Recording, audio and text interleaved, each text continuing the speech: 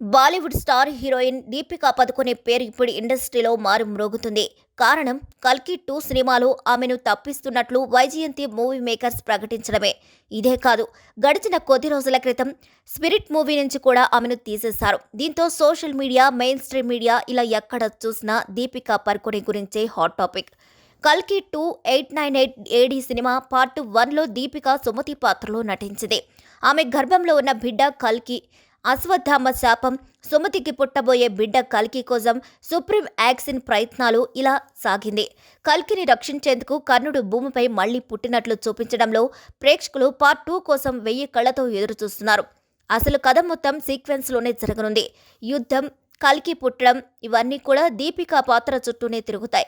అటువంటిది ఇప్పుడు ఆ పాత్రే లేకపోతే కథ ఎలా కొనసాగుతుంది? దీపికను సడన్ గా తీసేస్తే రీప్లేస్ ఎవరిని చేస్తారు, ఎలా చేస్తారు అని ప్రేక్షకుల్లో, ఫ్యాన్స్లో పెద్ద ప్రశ్నే మొదలైంది. వాస్తవానికి దీపికను కల్కి 2898 ఏడీ నుంచి తొలగించడం అనేది కొన్ని కారణాలున్నాయి. అమ్మడి గొంతమ్మ కోరికలు తీర్చలేక వైజయంతి మూవీస్ కల్కి 2 నుంచి తప్పించారు. దీపిక కల్కి సినిమా కోసం ఓ అమౌంట్ను రెమ్యునరేషన్గా అగ్రిమెంట్ చేసుకుంది. మూవీ కొంత భాగాన్ని షూట్ కూడా చేసింది. దాంతో ఇక ఈ సినిమా నుంచి తీసివేయడం కుదరదని ఆమె టీం నిర్ణయానికి వచ్చిన తర్వాత రెమ్యునరేషన్ పెంచాలని కల్కి 2898 ఏడీ టీంని డిమాండ్ చేశారు. దాంతో కల్కి నిర్మాతలు ఆమెతోనూ ఆమె టీంతోనూ చర్చలు జరిపారు.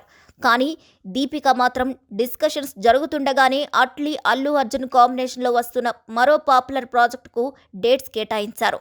దాంతో కల్కి నిర్మాతలు ఆమెను ఈ సినిమాను తప్పించాలని నిర్ణయం తీసుకుని దీపికను కల్కి 2898 ఏడీ నుంచి తప్పించారు.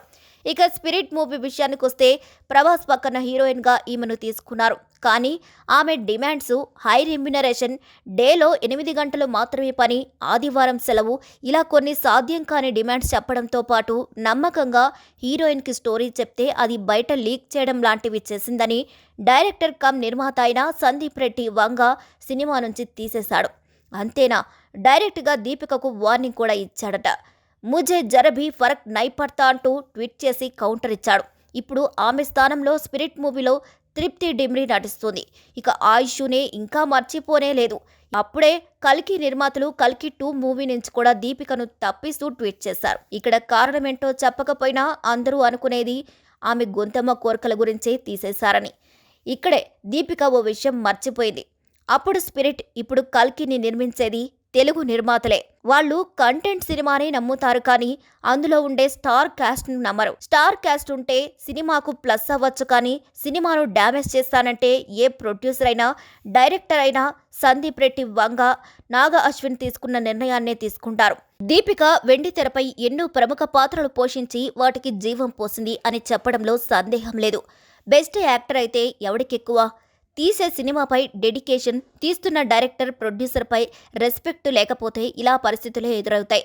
కల్కి 2898 ఏడీ పార్ట్ 1లో దీపిక నటనను తప్పు పట్టలేం.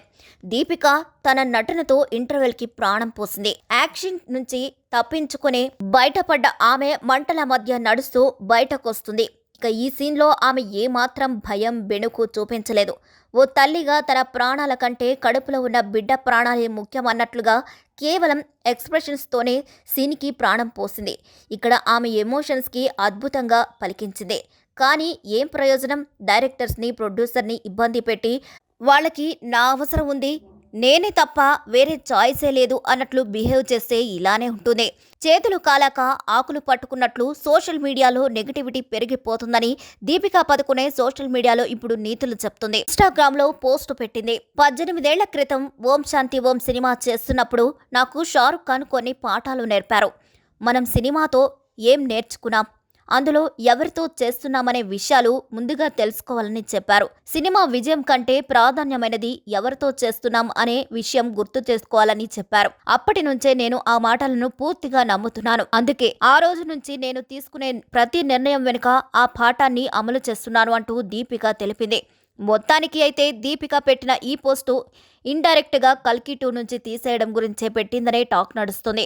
ఇక మరోవైపు కల్కి 2898 ఏడీ మూవీ సీక్వెల్ నుంచి దీపికా పదుకొనే తప్పుకోవడంపై డైరెక్టర్ నాగ అశ్విన్ పరోక్షంగా కౌంటర్ వేశాడు. ఇక ఆ సినిమాలోని ఓ సీన్ పోస్ట్ చేస్తూ అతడు చేసిన ఇన్స్టాగ్రామ్ స్టోరీ వైరల్ అవుతుంది. నాగ అశ్విన్ ఇన్స్టాగ్రామ్లో కల్కి 2898 ఏడీలో కృష్ణుడు ఎంట్రీ సీన్ను రీషేర్ చేశాడు. ఇక ఆ వీడియోను మొదట ఓ ఫ్యాన్ పేజీ నుంచి పోస్ట్ చేశాడు. ఆ వీడియోలో జరిగిపోయిన దానిని మీరు మార్చలేరు, కానీ తర్వాత ఏం జరగాలో మీరు ఎంచుకోవచ్చు అని రాసి ఉంది. ఇక ఆ వీడియోలో అశ్వత్థామతో కృష్ణుడు ఎవరి కర్మ వాళ్ళు అనుభవించాల్సిందే అనే డైలాగ్ ఉంది.